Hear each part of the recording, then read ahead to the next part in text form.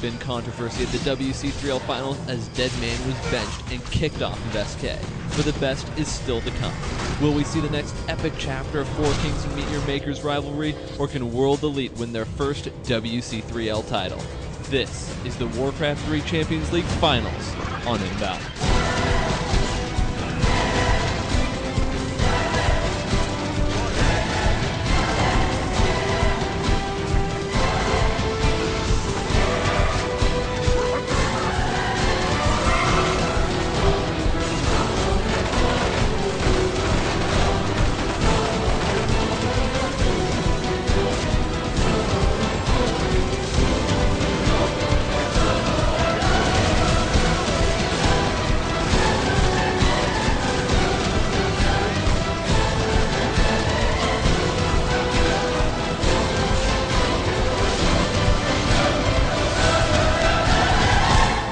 For the past 4 seasons of WC3L, either Four Kings or Meet Your Makers has won the finals, but World Elite pulled off a huge victory in the NGL finals by coming out of the losers bracket and beating Meet Your Makers twice to win.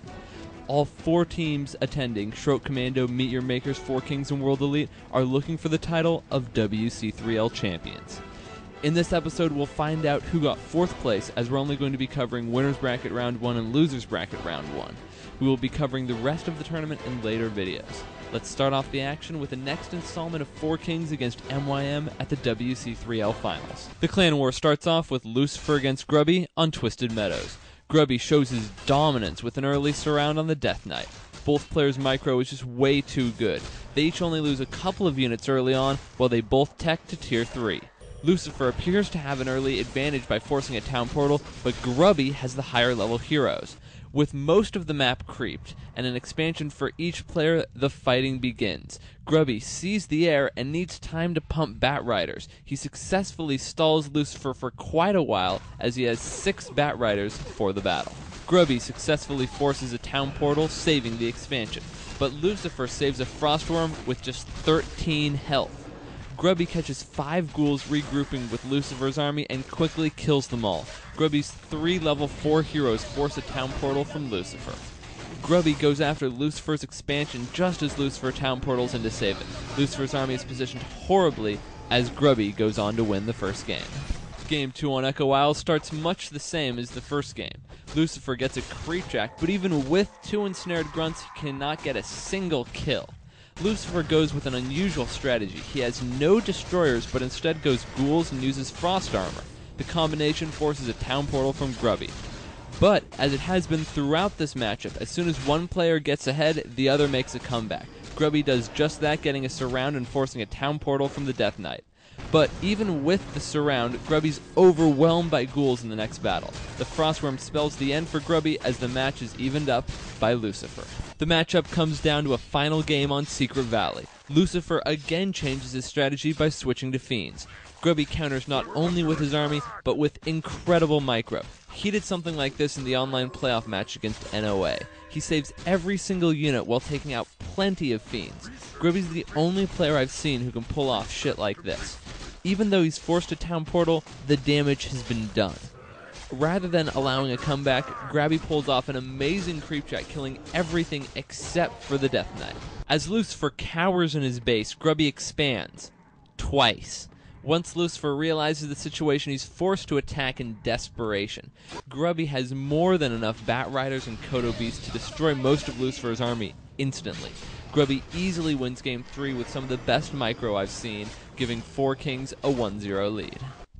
Meet Your Maker's best shot to stop Four Kings' trio of Todd, Grubby, and Creo is always Spirit Moon. He faces Creo in a Night Elf mirror, one of Moon's worst matchups. Moon starts off by building his base in the middle of the map, going Naga. Just to clear something up, a post-match drug test showed that Moon was not high when he chose Naga. He also denied a misclicking. Moon attempts to creep middle with an Ancient of War, but Creo comes in and stops him. Creo quickly takes the advantage as the Naga runs out of mana because the Demon Hunters burn. We start to understand Moon's strategy as he goes Dark Ranger second.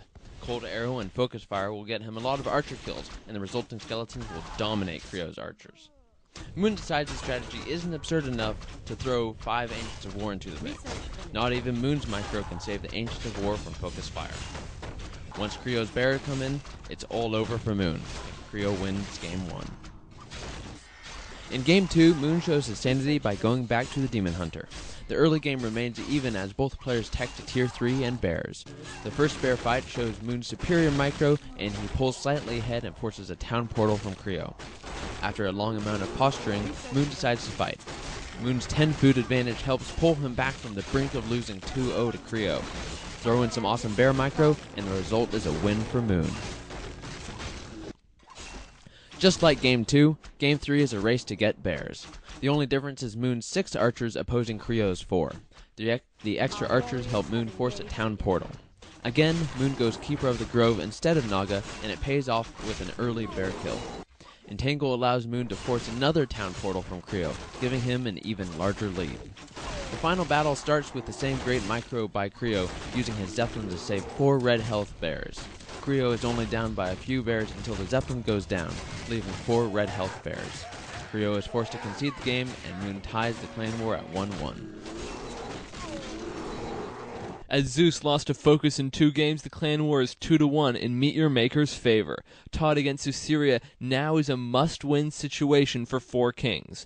Todd's first attempt to expand gets shut down by Susiria's ghouls, but rather than try again, Todd heads straight for Susiria's base.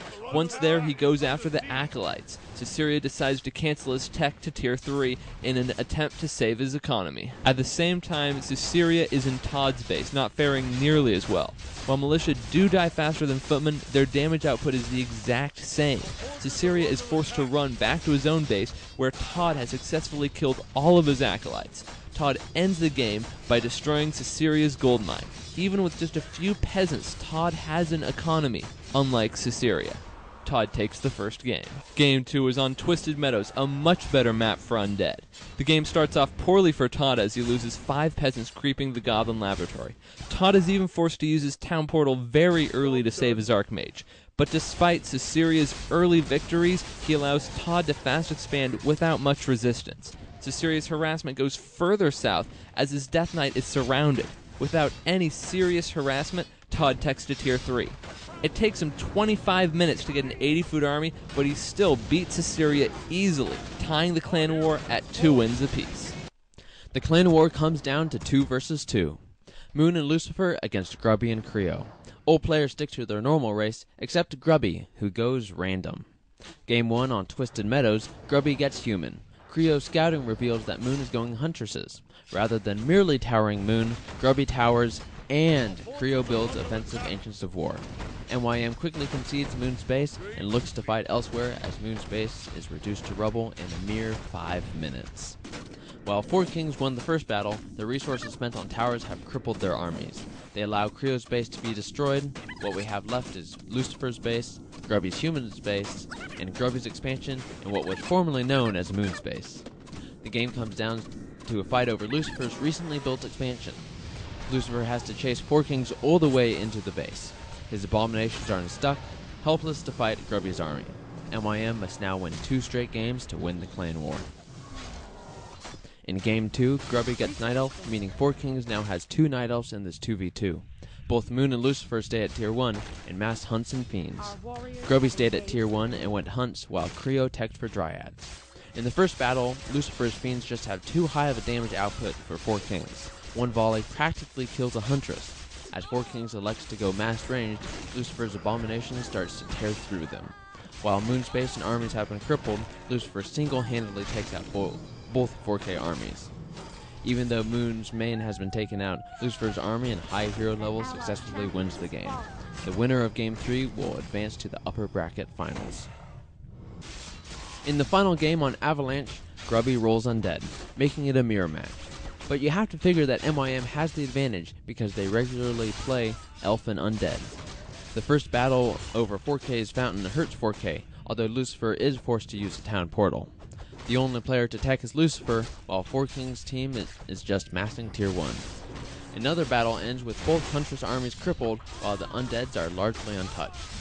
4K catches both NYM players without town portals, allowing Creo to take out Moon's Tree of Life for the 3rd straight game. While both Moon and Lucifer attempt to save Moon's base, Grubby attacks Lucifer. He takes out a couple of ziggurats, severely slowing down Lucifer's abominations. Four Kings catches loose